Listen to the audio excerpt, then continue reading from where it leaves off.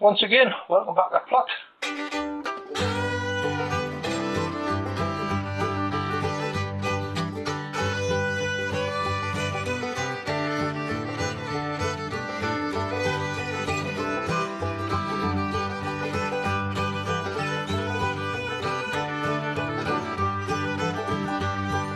Okay, right, well, good afternoon everybody. I'm working single-handed here this afternoon. I've been feeling a little bit better come this weekend. I've done a few posts on my YouTube, on the Facebook page, just to let people know out there. As I say, I've had a really heavy cold the last 3 weeks. I just felt really down.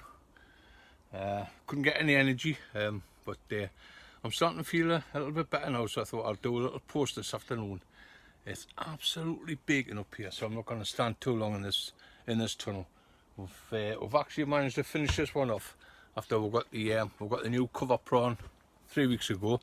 As you can see, it's full of tomatoes and cucumbers now. There's still loads of bedding up on the top here, but I say that's going to have to wait.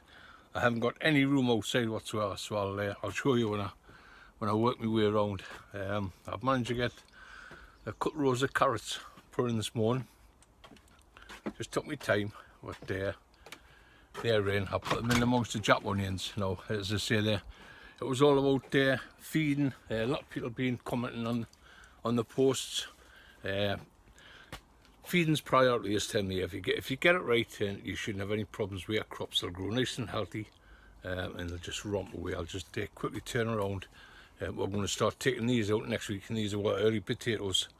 I've got them in 2 or 3 places throughout the garden. These are the jazzy ones, but we'll be taking some of them out, because what I have got to go in there, I've got some giant onions, and I've still got loads of leeks lying around.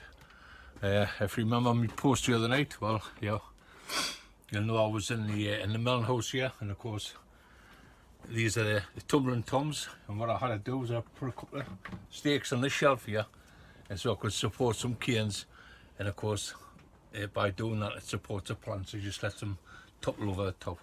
I've got a few along the sides here, and I've just got them tied up to the canes there, just giving them a little bit of security. The only thing I don't bother with these is a few dead leaves on the bottom, because I just caught them nicely this morning. I haven't been watered for a few days.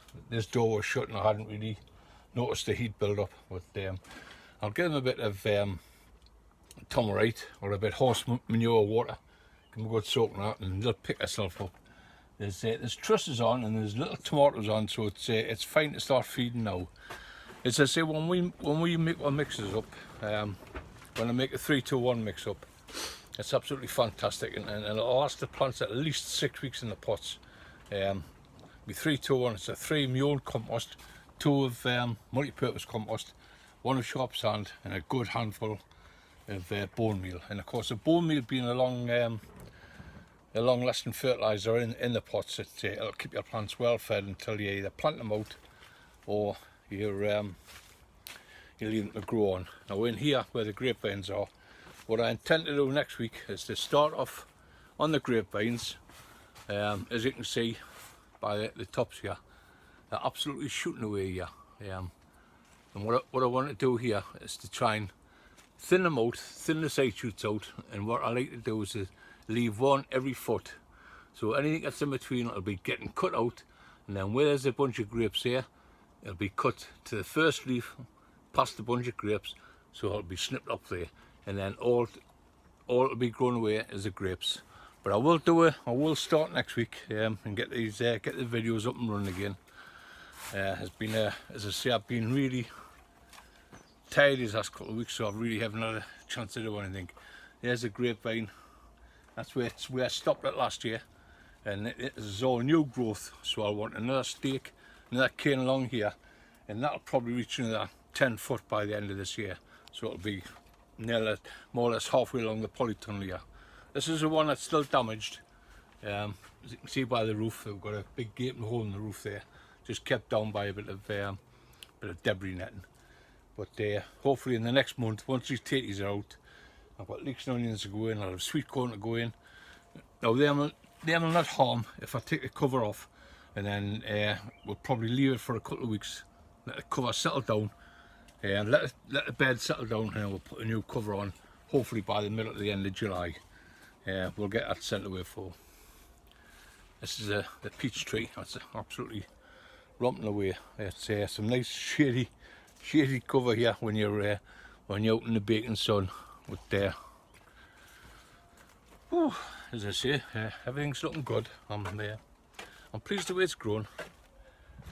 It's one of my apple trees there. It's looking a bit sad for itself. It's lost its the post snapped over in the gales the other week, and of course that's one of the jobs I've got to sort out.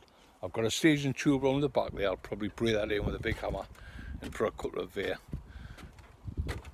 I've been laying a new path here with pallets. Well, I need to find some flat boards to put on top of them. I've got sprouts yet to go out, and what I've been doing this morning is I put a couple of rows of carrots in here on the bottom, and what I like to do is to put my carrots in amongst me Jap onions. Now my Jap onions haven't been too grand this year because I haven't had really any time to look after them. But what I like to do with these in the February and the March, early March, is to give them a good feed with nitro choke, weed them out, and the main thing with Jap onions is keeping them well watered even through the winter, because once they start drying out, as you know, they'll go to seed, they'll bolt, and you'll not get no crop from them. But what I like to do is just keep an eye on them. If they are getting a bit dry, is to go along with the hose, which we've been doing every morning. Roger's been out giving them a good hose down. I managed to get a row of chrysanthemums out the other day. That's the outdoor ones there, all the way along there. And the big show onions that I had, I planted them out in this bottom. The pathways are absolutely abysmal. We've never had any time this year to spend on them, but it's just one of them things. It's going to have to wait until we get till I get back on my feet again. Feeding wise, as I say, there's all sorts of feeds you can use. I've got a big patch of nettles. By the way, these are the 2 greenhouses that we got last year. We've got these given. These have been fantastic. They've stood up to the gales and everything. We've had 3 really strong gales since January. Our one in December, and then we had the 2 that followed in quick succession. We lost a load of the fencing, lost a load of the bottom polytunnel was completely ripped apart. So that's what I had to concentrate on, getting that put back. But it's full there now. But these have been great. Once again, we've got quite a few tomatoes in here. And what I managed to do this morning, once again, I'll get me peppers in. Now, we're on about feeds and sprays, bugs and that. And these must be one of the worst fellas going for bugs, the peppers. They're really prone to green fly, black fly. So what I like to do, I like to give them a good rhubarb spray.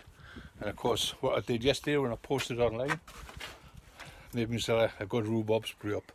Oh, you can 2 to 1 or evens, 50-50, depending on what sort of bug you've got. But don't forget the washing up liquid. A lot of people just put the rhubarb juice in, but if you put a few drops of washing up liquid in with it, it emulsifies everything together, and give it a good shake up, and it'll work fantastic. Really sticks to your plants. Great stuff, and that's what you want. Get these bugs under control. Plenty of little spiders flying around and crawling up and down, but the main thing is when your plants are young, don't let the bugs get a hold. Good rhubarb juice, a garlic spray. I'll be doing one next week. I'll not be doing one down home. It'll be up here in the garden on the plot. I'll do a garlic spray, and what I like to do is I like to give me brassicas a really good wash with that. But before planting the sprouts out, I'll be doing the rhubarb leaves. I'll take a load of rhubarb for down home, and the rhubarb leaves, I'll leave them to dry a couple of days in the greenhouse so they get nice and soft and floppy, and then you can wrap them around your sprouts or your cabbage, collie, anything. And of course, it's great for clubroot. You know, we don't have clubroot in the garden, but I always like to try and err on the safety side. It just gives them that added protection and just keeps them nice and clean.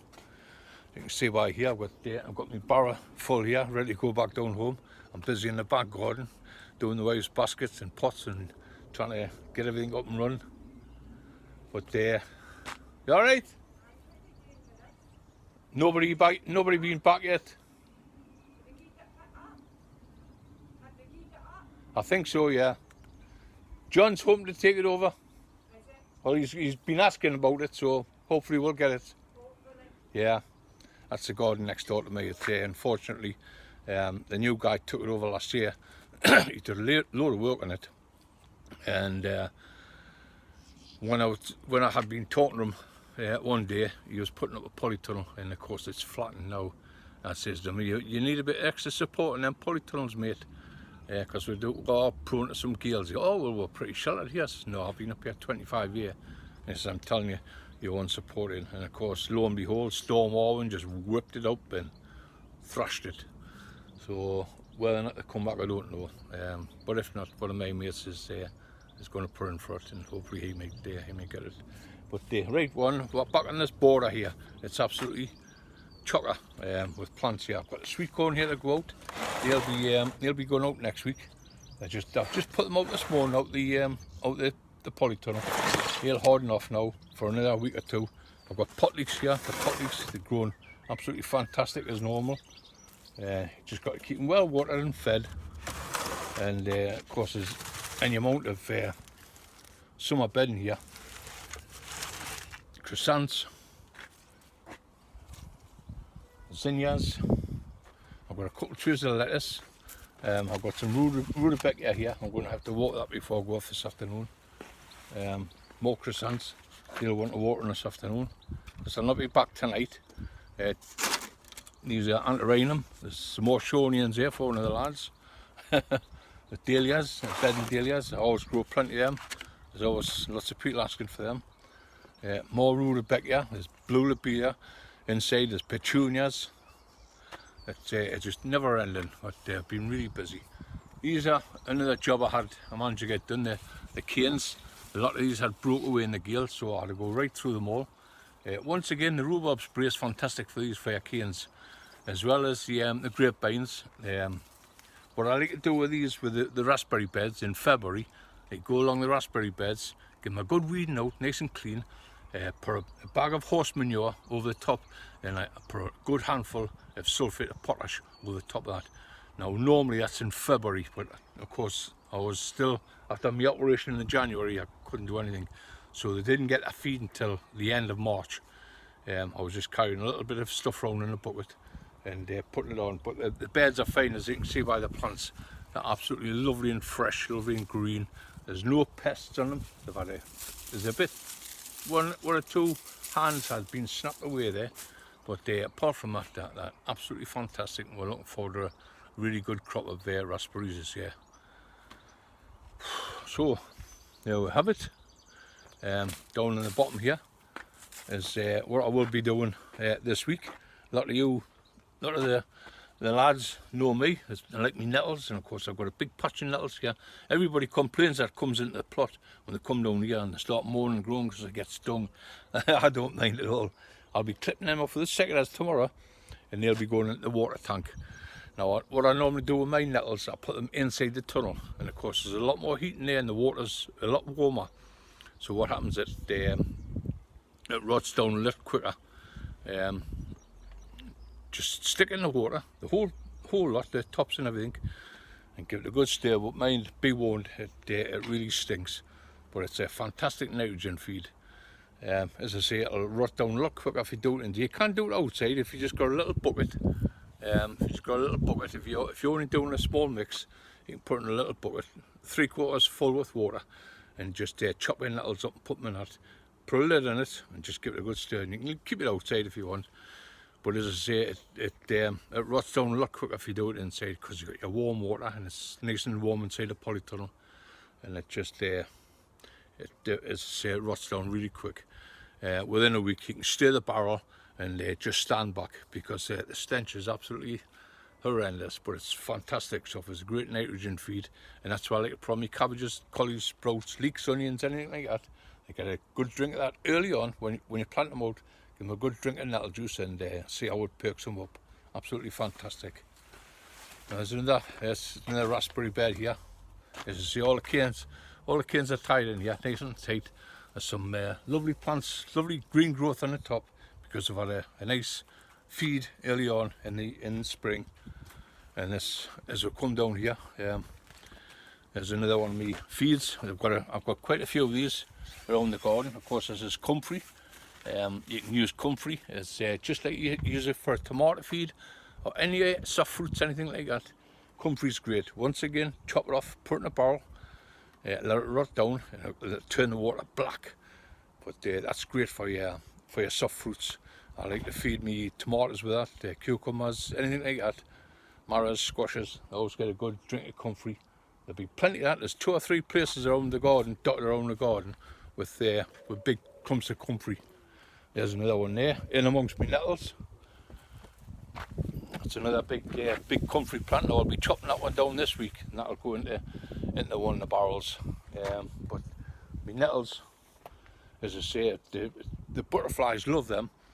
So instead of them landing on your brassicas, they'll go and land on they'd rather land on the nettles. And of course, the nettles are doing 2 things. They're keeping your brassicas free, and they're going to give you a free feed and all. So 2 in 1, you cannot win. Or you cannot fail to win, I should say. Right, so I think I'll give you a little tour of the garden. As I say, I've got a little bit out this afternoon, and then hopefully it's just to give you an idea of what feeds I'm using. And of course, here's what, if you can see with that sunshine, there's our rhubarb bed. It's absolutely amazing. Some fantastic rhubarb out here over in the last couple of weeks. And of course, we'll give a lot of it away. But they don't get the leaves. I keep the leaves for myself. If I'm not making a rhubarb spray, I'll be making a covering for to put my brassicas in. The fruit trees are just romping away this year. And they get exactly the same as what the raspberry canes do, the grapevines, and they all get a good dollop of horse muck and then a good handful of sulphate of potash. Very early on in the season, March is fantastic because your grapevines, all your soft fruit bushes, and they're all starting to get the moisture back in the plant. The sap's rising in them, and if they've got that feed there, they're going to take it straight up, and they're going to give you a really good strong plant for the summer. Just here's a job I've got to do through the week. That's me brassicas, that's me sprouts. I've got 2 rows of them to go out. So as I say, that'll get knocked out, and a rhubarb leaf will be wrapped around that pot, wrapped around the plant itself, and that protects it from your club root, your carrot root fly, your cabbage root fly, anything. Give you a little bit of extra protection. Although we don't have club root in the garden, see, I always like to be on the cautious side and just make sure everything's ticking along. But I think I've given you a little bit of an idea of what we're doing. I do like to try and get a video out every week, but it's been hard going this last couple of weeks trying to get back on top. But no doubt, within the next few weeks I'll get myself pulled round. Once I get rid of all this bedding, get all the gardens planted out, get all the seeds in, I'm going to hopefully attempt to put some beetroots in tomorrow. Just get in here. Oh, it's a lot cooler in here. I've got 2 big tubs of potatoes here. They're going to be the first ones I take out. Get rid of them, and then I've got 2 big tubs. I've got marrows to go in there. I've got squashes. I've got cucumbers, all to be planted up, and they can all go into there. I've got chilies. I think these are the Long Joe. Yeah, the Long Joe chilies. They'll be next to get planted out. And of course, I've got 2 or 3 different varieties. The strawberries, well, the strawberries have just had to get on with it. We haven't really had much time to spend on them this year. They were doing great at the beginning of the year, and of course we fell back in the water. This is looking in the greenhouse from the other end.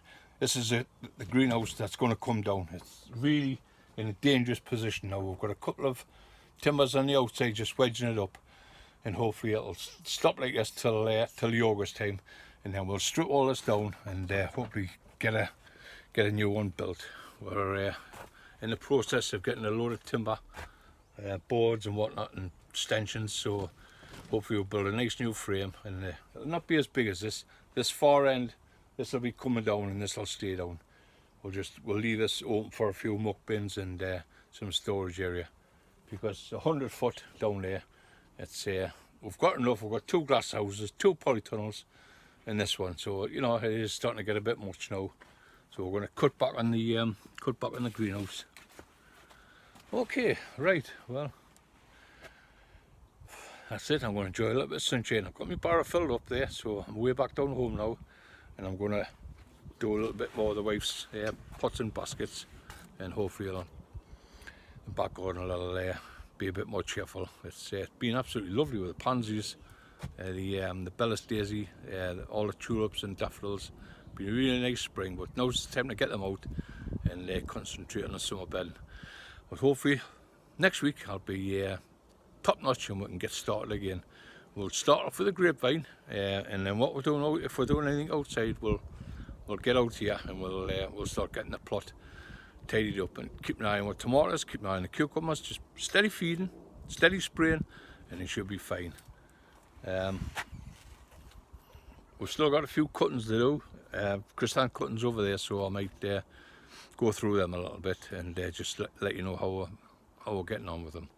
But if you can't wait for the video, or say we're going to get a video out next week, just get on my Facebook page. I'm trying to post a couple of posts on my Facebook page every week, just to keep us updated, let you know what's happening and what we're doing.